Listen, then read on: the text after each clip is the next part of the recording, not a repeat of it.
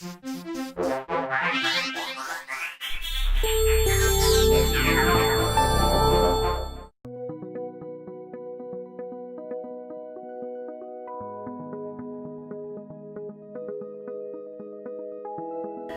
to sew at home yet don't want people in your home? Try these alternatives. Working for dry cleaners off-site. There is such a thing as picking up loads of garment alterations at your local dry cleaners and taking it home. You might like this alternative as the happy medium between traffic in your home and being a company alterations specialist. The trade-off is the dry cleaners will most likely want a 20 to 25% cut.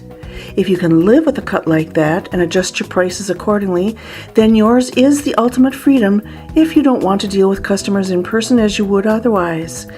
In this situation, you will want to be vigilant about communication with the dry cleaners, however, especially alterations instructions.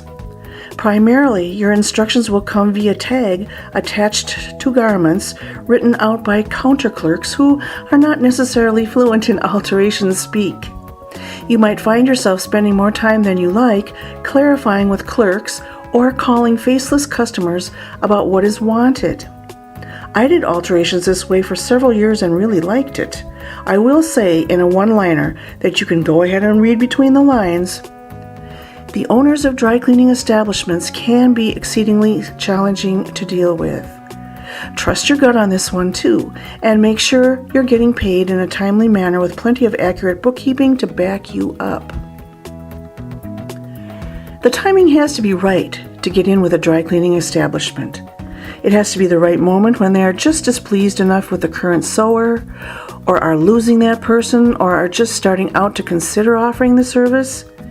You might be tried out for a time and become on call, and then one day something shifts and you're in top position. There isn't much room for error in the alteration scenario, especially when it comes to timeliness. Sometimes, all you have to do is mess up once and then you're out as suddenly as you were in.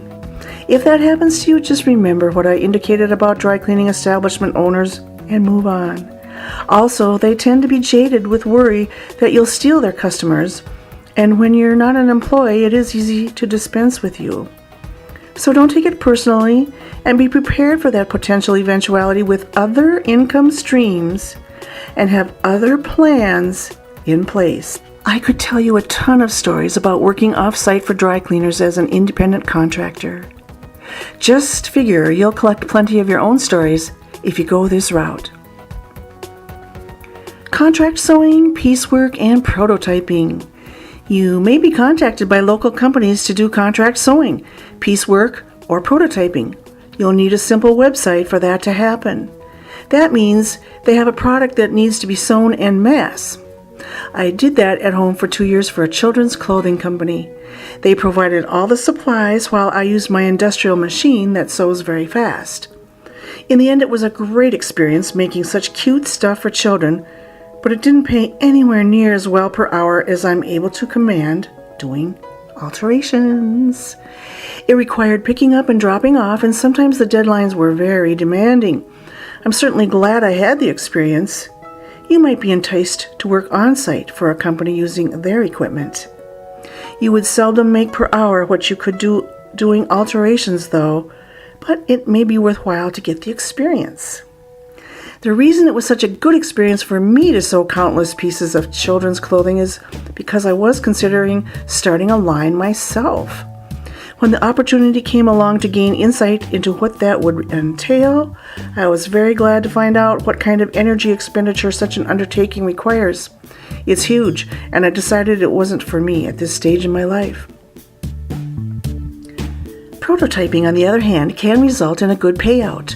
Always charge your top price per hour to translate designs if you possess patterning skills. A reasonable inventor understands that prototyping costs more per piece than when producing en masse or in bulk. If a potential customer seems paranoid that you would steal their design and wants you to sign multi-page non-compete contracts or anything like that, I ran into that situation once, my advice is to pass on the job. Prototyping for someone should be, in my humble opinion, a fun and gratifying experience for both you and the client, and that does not include the pressure of legal ease.